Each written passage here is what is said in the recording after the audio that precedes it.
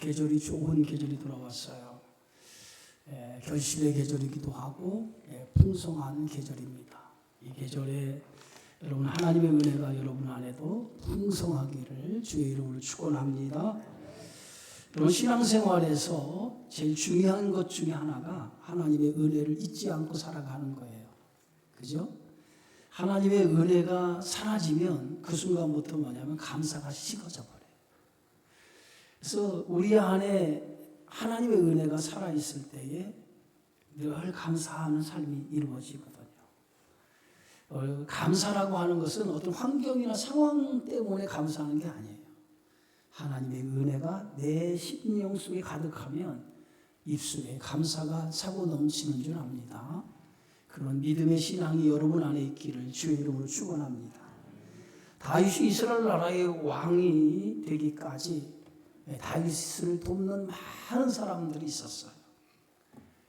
그 중에 하나가 사울의 아들 요나단이라고 하는 사람이에요. 만약에 다윗의 존재가 이렇게 이스라엘 나라의 왕으로서의 존재가 되어졌다면 그 역할을 누가 했느냐? 요나단이라고 하는 사람이에요. 사울 왕이 다윗을 죽이려고 할 때 제일 먼저 다윗에게 달려가서 그 사실을 알려준 사람도 요나단이에요. 요나단 때문에 다윗은 여러 번 생명을 건질 수가 있었어요. 오늘 사무엘상 19장 1절 2절에 보니까 사울이 그의 아들 요나단과 그의 모든 신하에게 다윗을 죽이라 말하였더니 사울의 아들 요나단이 다윗을 심히 좋아하고 그가 다윗에게 말하 이르되 내 아버지 사울이 너를 죽이기를 꾀하시느니라. 그러므로 이제 청하노니 아침에 조심하여 은밀한 곳에 숨어 있으라. 사울 왕이 다윗을 죽이려고 할 때 가장 먼저 다윗에게 달려가서 아버지 사울이 너를 죽이려고 하니 너는 은밀한 곳에 숨어 있으라고 가장 먼저 다윗의 생명을 보호해 준 사람이 이게 요나단이에요. 다윗과 요나단은 성경에 보면 서로 생명처럼 사랑했다라고 할 정도로 깊은 우정을 나눈 그런 관계였어요. 그만큼 다윗과 요나단은 서로를 사랑하는 생명을 나눌 정도로 우정을 나누는 깊은 관계였던 것을 봅니다. 요나단이 없었다면 지금의 이스라엘 나라의 통일왕국의 왕인 다윗도 없었을 거예요. 그만큼 요나단은 다윗에게 있어서 아주 생명과 같은 존재였다라고 할 것입니다. 이제 다윗이 나라가 평안해졌어요. 정복 전쟁을 통해서 영토도 확장했어요. 이제 법궤도 다윗 속으로 옮겼어요. 여러 번의 전쟁에서 승리를 가져왔습니다. 다윗의 나라가 평안해지자 가장 먼저 다윗은 요나단과 맺은 언약을 생각을 합니다. 이제 다윗과 요나단이 맺은 언약이 이미 17년이 지났어요. 또한 또 사울 왕과 또 요나단은 블레셋과의 길보아 전쟁에서 이미 죽었습니다. 그런데 세월이 흘렀음에도 불구하고 다윗은 요나단과 맺은 언약을 잊지 아니하고 그 언약을 떠올리면서 그 약속을 지키고자 했다는 거예요. 오늘 사무엘상 20장 42절에 보니까 다윗이 요나단과 이런 언약을 맺어요. 요나단이 다윗에게 평안히 가라. 우리 두 사람이 여호와의 이름으로 맹세하여 이르기를 여호와께서 영원히 나와 너 사이에 계시고 내 자손과 내 자손이 사이에 계시리라. 오늘 다윗과 요나단이 여호와의 이름을 걸고 서로 맹세를 했다는 거예요. 영원히 여호와께서 너와 나 사이에 계시고 그리고 내 자손과 내 자손이 너희 가운데 계실 것이다 라고 하는 그런 맹세를 통해서 서로의 언약을 맺었던 것을 봅니다. 비록 이 언약이 오래전에 17년 전에 이루어진 언약이지만은 오늘 다윗은 그 언약 요나단과 맺은 그 약속을 잊어버릴 수가 없었다는 거예요. 이미 당사자가 죽었기 때문에 그 언약을 지키지 않아도 지키지 않아도 돼요. 그러나 다윗은 요나단과 맺은 언약, 여호와의 이름으로 맹세한 그 언약을 누구보다도 소중하게 여기고 그 언약을 지키기로 했다는 거예요. 이런 다윗의 모습이야말로 참된 신앙인의 자세이고 참된 신앙인의 모습이라고 생각이 되어집니다. 여러분, 신앙인은 거짓이 없어야 돼요. 진실해야 되죠. 예수 믿는 사람은 세상 어느 사람보다도 어떤 사람보다 진실해야 되고 거짓이 없는 사람이 되어져야 돼요. 그런데 오늘날 우리 그리스도인들이 세상 사람들보다도 진실합니까? 거짓이 없습니까? 우리가 한번 생각해 봐야 된다는 거예요. 다윗은 17년 전에 요나단과 맺은 그 언약을 17년이 지났음에도 그 언약을 잊지 아니하고 진실되게 그 언약을 지키려고 했다는 거예요. 그래서 오늘 다윗은 요나단과 맺은 언약을 기억하면서 오늘 자신의 신하들에게 사울의 집에 남은 사람이 없느냐? 사울의 집에 남은 사람이 없느냐? 내가 그에게 은총을 베풀리라. 오늘 다윗은 자신의 신하들에게 말을 하죠. 다윗은 요나단으로부터 정말 헤아릴 수 없는 많은 은혜를 받았습니다. 그 은혜를 잊지 않겠다는 거예요. 그것이 오늘 다윗의 고백인 거예요. 여러분, 은혜를 잊지 않고 살아가는 거, 그것이 신앙 아니에요? 그것이 믿음 아닙니까? 은혜를 잊지 않고 살아가는 신앙, 그게 믿음이라는 거예요.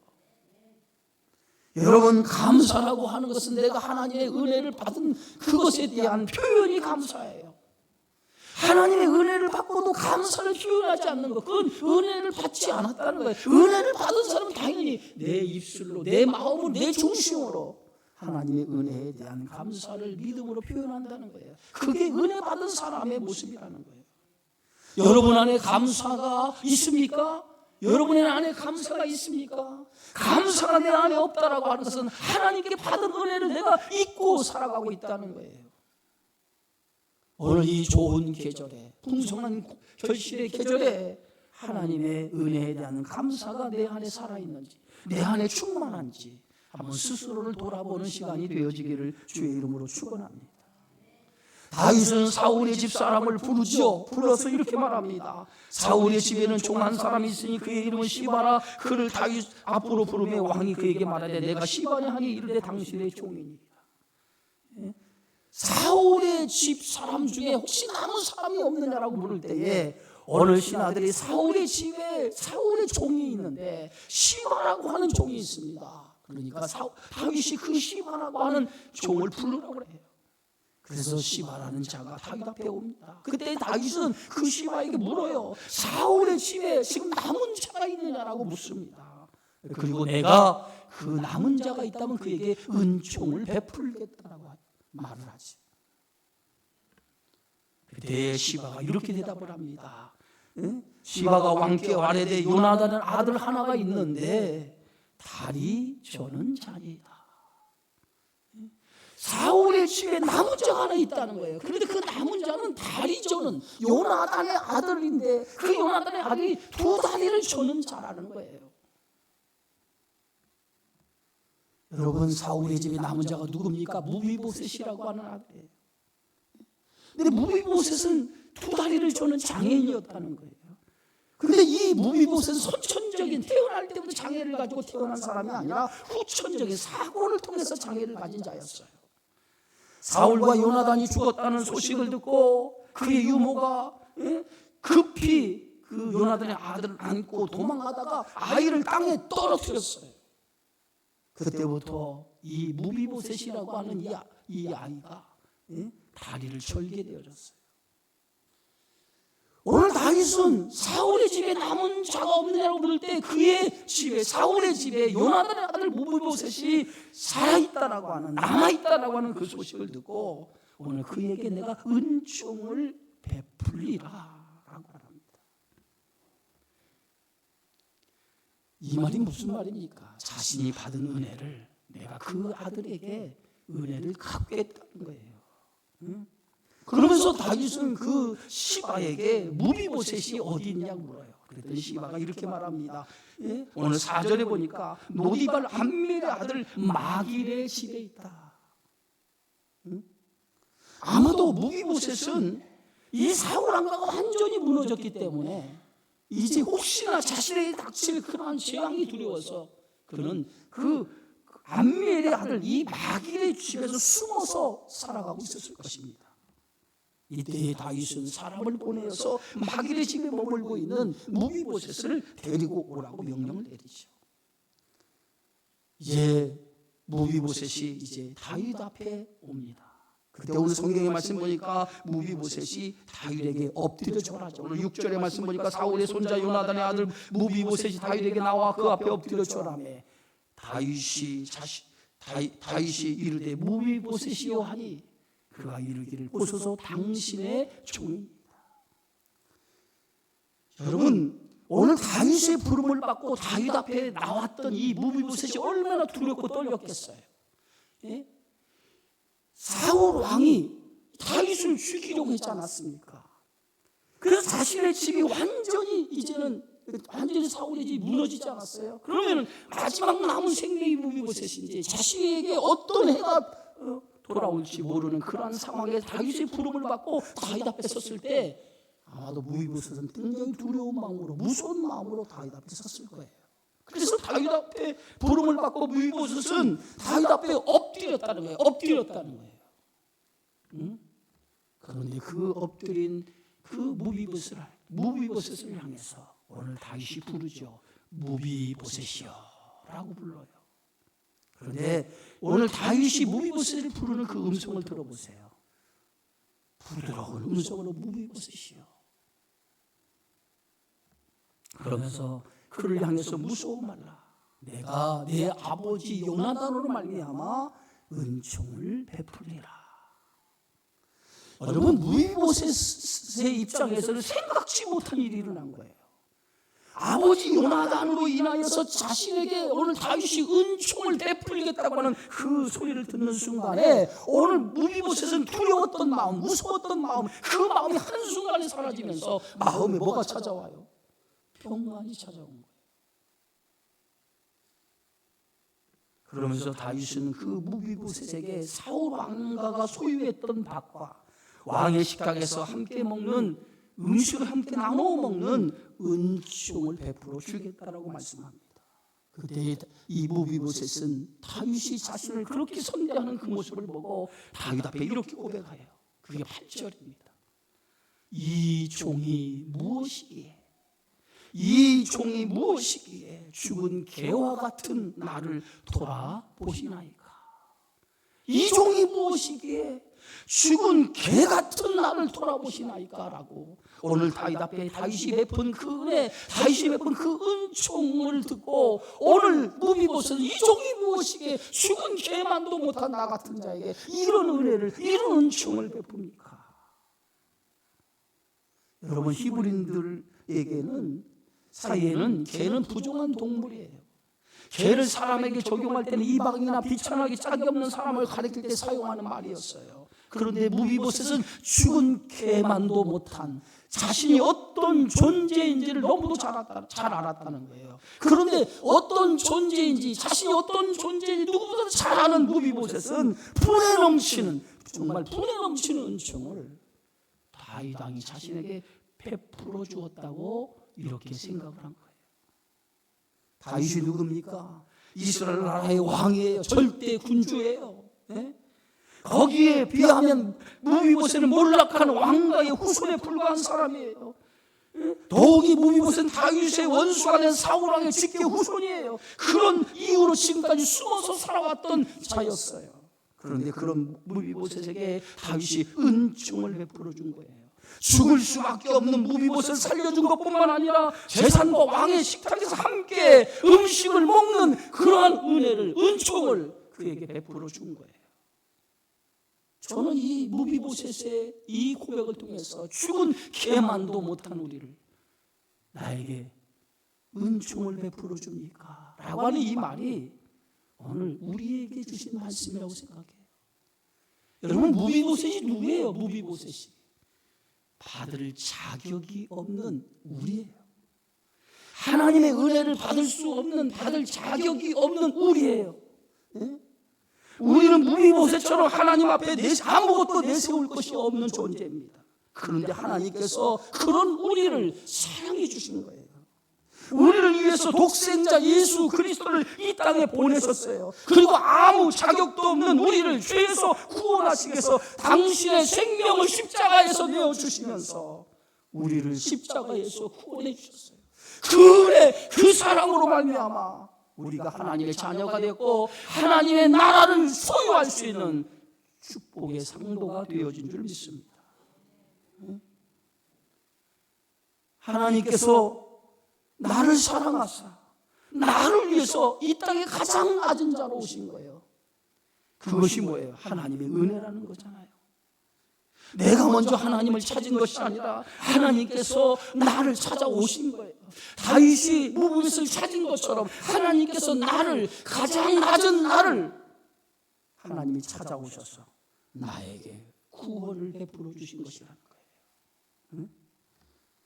오늘 요한일서 4장 10절에 성경은 이렇게 말합니다. 사랑은 여기 있으니 우리가 하나님을 사랑한 것이 아니요 하나님이 우리를 사랑하사 우리 죄를 속하기 위하여 화목제물로 그 아들을 보내셨습니다. 내가 하나님을 사랑하기 이전에 하나님께서 먼저 나를 사랑하셨다는 거예요. 그게 하나님의 사랑 아닙니까? 내가 하나님을 사랑하기 이전에, 훨씬 전에 하나님은 나를 사랑하사 그 아들 독생자를 보내셔서 나를 구원해 주신 거 아니에요? 여러분, 타 종교와 기독교가 다른 점이 어디 있습니까? 타 종교는 인간이 신을 찾아가는 종교가 타 종교예요. 그래서 그 인간이 무한한 노력을 통해서 신을 찾아가요. 그 노력을 통해서 구원을 얻는다고 생각을 해요. 그러나 기독교는 우리의 노력을 통해서 구원을 얻는 종교가 아니라 하나님이 우리를 찾아오셔서 먼저 구원의 선물을 우리에게 주신 것인 줄 믿으시기 바랍니다. 그래서 계시록 3장 20절에 보면 볼지어다 내가 문 밖에 서서 문을 두드리노니 누구든지 내 음성을 듣고 문을 열면 내가 그에게로 들어가 그와 더불어 먹고 그는 나와 더불어 먹으리라. 항상 하나님 우리에게 찾아오셔서 먼저 우리에게 손을 내밀어 주셨다는 거예요. 그래서 누구든지 내민 손을 붙잡으면 주님은 내 안에 들어와서 나와 더불어 살게 되어진다는 거예요. 그렇기 때문에 우리는 항상 나를 찾아오시는 주님, 그리고 나에게 은혜를 베풀기 위해서 손을 내밀고 계시는 주님, 그 주님의 마음의 문을 열고 그 손을 붙잡기만 하면 돼요. 그럴 때 우리는 주님이 내 안에 들어와 나로 더불어 먹고 나는 주님 은혜 안에 거하는 삶을 살아가게 되어지는 줄 믿습니다. 여러분, 오늘도 주님의 은혜를 받기 원하신다면 오늘 주님이 여러분을 위해서 내민 손을 붙잡아야 돼요. 마가복음 10장에 보면 예수님이 많은 사람들과 함께 여리고를 지나가시는데 거기에 바디메오란 맹인 거지가 길에 앉아 있었어요. 그때 사람들이 나사렛 예수시라고 하는 소리를 듣는 순간에 그 거지 맹인 바디메오가 소리를 지르기 시작합니다. 다윗의 자손 예수여 나를 불쌍히 여기소서, 다윗의 자손 예수여 나를 불쌍히 여겨 주옵소서라고 소리를 지르기 시작해요. 많은 사람들이 소리 지르는 그 바디메오를 향해서 그를 꾸짖으면서 조용히 하라, 잠잠히 하라고 그를 꾸짖습니다. 그런데도 이 소경 바디메오는 더욱더 큰 소리로 예수님이 듣게 하기 위해서 더욱 큰 소리로 다윗의 자손 예수여 나를 불쌍히 여겨달라고 소리를 지릅니다. 예수님이 그 소리를 듣고 가던 걸음을 멈춰요. 그러면서 그를 부릅니다. 제자들이 바디메오에게 예수님이 너를 부른다라고 하자 그 바디메오는 겉옷을 내버리고 뛰어 일어나 예수님께 달려가기 시작을 해요. 예수님이 그 소경 바디메오를 보자 이렇게 말합니다. 내가 내게 무엇을 하여 주기를 원하느냐? 내가 내게 무엇을 해주기를 원하느냐? 바디메오가 그 순간에 예수님 앞에 이렇게 고백해요. 선생님, 포기를 원합니다. 선생님, 포기를 원합니다. 여러분, 바디메오 인생은 태어날 때 앞을 보지 못하는 인생으로 태어났어요. 그래서 그 인생이 얼마나 비참한 인생입니까? 앞을 보지 못하는 인생을 살아보니까 그 인생이 말할 수 없는 비참한 인생을 살았어요. 거지로서 남에게 구걸하면서 인생을 살아왔던 인생이었어요. 그런데 그의 소원은 앞을 보는 것이 소원이었어요. 예수님 앞에 선생님 보기를 원하나이다. 선생님 보기를 원하나이다. 예수님이 그 소경 바디메오의 그 말을 듣자마자 이렇게 말씀합니다. 가라, 가라. 내 믿음이 너를 구원하였느니라. 예수님이 그 바디메오에 가라, 내 믿음이 너를 구원하였느니라. 그 말씀을 하는 순간에 바디메오의 눈이 열리기 시작했어요. 지금까지 보지 못하는 인생으로 살았던 그가 눈이 열려 세상을 보는 그런 눈을 갖게 되어진 줄 믿습니다. 만약 소경 바디메오가 예수님이 지나가실 때 부르짖지 않았다면, 다윗의 자손 예수여 나를 불쌍히 여기소서라고 부르짖지 않았다면 그는 평생 예수님의 은혜를 경험하지 못했을 거예요. 앞을 보지 못하는 인생으로 살아가고 말았을 거예요. 그런데 그 부르짖은 단 한순간의 부르짖음이 그의 인생을 송두리째 바꿔놨다는 거예요. 예수님께 손을 내미는 순간에 예수님의 그 손을 붙잡고 그에게 은혜를 베풀었기 때문에 그의 인생이 변화가 된 거예요. 여러분, 예수님 앞에 손을 내미는 여러분 되어지기를 주의 이름으로 축원합니다. 언제나 주님은 찾아오시는 주님이에요. 찾아오시는 그 주님 앞에 손을 내밀 때 주님은 여러분의 손을 붙잡아 주시고 여러분에게 은혜를 베풀어 주시는 긍휼의 풍성하신 하나님이심을 믿으시기를 주의 이름으로 축원합니다. 이제 다윗은 무비보셋에게 약속한 것을 구체적으로 실행에 옮기죠. 먼저 다윗은 사울의 종인 시바를 불러서 사울의 토지를 경작하게 하고 그 소산으로 무비보셋을 공개하도록 합니다. 그리고 무비보셋을 하여금 다윗의 왕자들처럼 다윗의 식탁에서 함께 음식을 먹도록 했어요. 오늘 성경 13절에 보니까 이렇게 기록합니다. 무비보셋이 항상 왕의 상에서 먹음으로 라고 했어요. 죽은 개와 같은 존재였다라고 하는 이 무비보셋, 그 무비보셋을 오늘 다윗은 왕의 식탁에 함께 앉아서 음식을 나눠 먹는 왕자들과 같은 대우를 해주었다는 거예요. 이것이 바로 다윗이 무비보셋에게 베푼 은혜였어요. 예수님이 오늘 이 무비보셋과 같은 존재인 우리를 그렇게 선대했다는 거예요. 죽을 수밖에 없는 우리를 대신 죽으시고 주님과 함께 영원한 나라에서 안식하는 복을 주시고 그리고 그 은혜 안에서 날마다 나와 함께 이 세상을 살아가도록 인도해 주시는 줄 믿습니다. 그것이 하나님의 은혜예요. 사랑하는 성도 여러분, 다윗은 하나님의 은혜를 아는 자였어요. 하나님의 은혜를 아는 것뿐만 아니라 자신이 요나나로도 받은 은혜가 어떤 은혜를 받았는지 그것을 아는 사람이었어요. 다윗의 훌륭한 점이 여기에 있습니다. 다윗은 이스라엘 나라의 최고의 권력자가 되었음에도 한시도 하나님의 은혜를 잊지 않았고 자신에게 깊은 우정을 나누고 자신을 생명처럼 여겼던 요나단의 우정과 요나단이 베푼 은혜를 잊지 않았다는 거예요. 여러분, 이런 말이 있죠. 은혜는 돌의 색이고 원하는 물의 색이라고 하는 말이 있어요. 다윗은 하나님의 은혜를 가슴에 새기며 살았어요. 또한 요나단이 베푼 그 많은 은혜를 가슴에 새기며 살았어요. 그리고 받은 은혜를 그는 그들에게 돌려주었어요. 여러분, 한 신문에 이런 기사가 실린 적이 있었습니다. 어느 회사의 사장이 젊은 시절 교통사고를 당했어요. 큰 교통사고를 당해서 의식을 잃게 되어졌어요. 그런데 지나가던 한 청년이 그것을 발견하고 그를 응급 조치하고 병원으로 옮겨줬어요. 그래서 그 사람이 그 청년 때문에 살게 되어졌어요. 세월이 흘러갔습니다.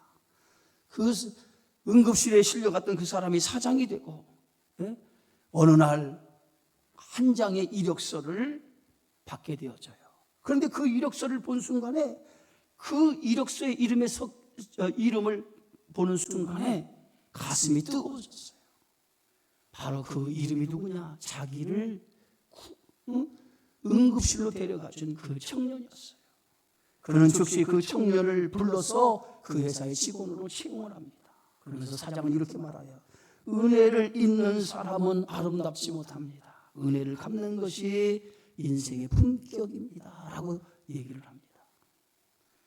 여러분, 우리는 하나님 앞에 많은 은혜를 받았어요. 그 은혜를 잊어서는 안 돼요. 하나님의 은혜를 갚는 것이 무엇입니까? 하나님 은혜를 갚는 것이 바로 감사라는 거예요. 감사는 단순한 게 아니라 하나님의 받은 은혜에 대한 표현인 거예요. 그것이 감사예요. 감사가 있을 때 그것은 하나님의 받은 은혜를 표현하는 신앙의 고백인 줄 믿으시기 바랍니다. 시편 107편 1절에 여호와께 감사하라. 그는 선하시며 그 인자하심이 영원하미로다. 또 시편 50편 23절에 보면 감사로 제사를 드리는 자가 나를 영화롭게 하느니라 라고 말하고 있습니다. 하나님의 은혜에 감사하는 성도가 돼야 돼요. 한 신부님이 병원에서 중증 환자들을 위로하러 다니던 중에 늘 중증 환자이면서 웃고 있는 한 환자를 보게 되었습니다. 그래서 그 중증 환자에게 물었어요. 당신은 몸이 그렇게 아픈데 어떻게 이렇게 웃을 수 있습니까? 라고 물었어요. 그랬더니 그 중증 환자가 이렇게 말합니다. 하루 더 살아서 감사하고 숨 쉴 수 있어서 감사하기 때문에 나는 웃을 수가 있습니다 라고 말했다. 여러분, 우리가 지난 시간 돌아볼 때 얼마나 감사한 일이 많아요. 오늘 하루 살아서 감사하고 숨 쉴 수가 있어서 감사하고 얼마나 감사합니까? 그것이 바로 감사라는 거예요. 하나님의 은혜를 잊지 않기 바랍니다. 그리고 그 은혜를 늘 표현하면서 살아가는 믿음의 성도가 되어지기를 주님의 이름으로 축원합니다. 존귀하신 주님 감사합니다. 오늘도